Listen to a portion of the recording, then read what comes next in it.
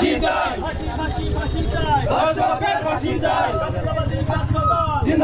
জিন্দাবাদ জিন্দাবাদ জিন্দাবাদ জাতীয়তাবাদী ছাত্রদল কে বলে রে জিয়ানা জিয়া সারা বাংলায় জিয়া সারা বাংলায় কে বলে রে জিয়ানা ফাঁসি ফাঁসি চাই ধর্ষকের ফাঁসি চাই তুমি কে আমি কে কিভাবে তার পাশে থেকেছেন তার পক্ষে লিগ্যাল অ্যাডভাইজার সহ আইনজীবী নিয়োগ করেছেন আমাদের নেতা তারেক রহমান।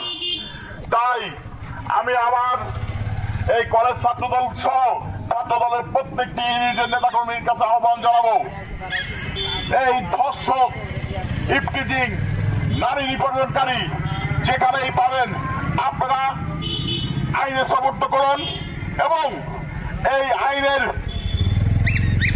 লোকদের প্রতি আমাদের আহ্বান, আইনের দীর্ঘসূত্রতার জালে ফেলে আইনের যে বিলম্ব, আইনের বিচারের বিলম্ব না করে আপনারা যত দ্রুত সম্ভব এই দর্শকদের বিচার নিশ্চিত করার স্বার্থে, উপযুক্ত শাস্তি নিশ্চিতের স্বার্থে যত দ্রুত সম্ভব, আমার মনে হয় আগে 3 মাস না 1 মাস বা 1.5 মাসের মধ্যে সর্বোচ্চ বিচার শেষ করে এদের সর্বোচ্চ শাস্তি মৃত্যুদণ্ড দেওয়া সম্ভব। তাই আমি এইখান থেকে রাজবাড়ী সরকারি কলেজ ক্যাম্পাসের সামনে থেকে উদাত্ত আহ্বান জানাচ্ছি, এই বাংলাদেশে আমাদের নেতা সাংগঠনিক অভিভাবক তারেক রহমান যেভাবে দর্শকের বিরুদ্ধে প্রতিবাদ গড়ে তুলেছেন, গড়ে তোলার আহ্বান জানিয়েছেন আমাদের সাংগঠনিক অভিভাবক ছাত্র দলের রাকিবুল ইসলাম রাকিব ভাই, নাসিরউদ্দিন নাসির ভাই সহ ঠিক আমাদের প্রত্যেকটা ইউনিট সেভাবে পাড়া থেকে মহল্লায়, শহর থেকে জনপদ, কলেজ ক্যাম্পাস থেকে শুরু করে স্কুল পর্যায়ে আমার কোন বোন, আমার কোন কিশোরী, আমার কোন শিশু যেন হেনস্থার শিকার না হয়, আমার কোন ভাই দ্বারা আমার কোন পুরুষ বিকৃত যৌনাচারের শিকার না হয়।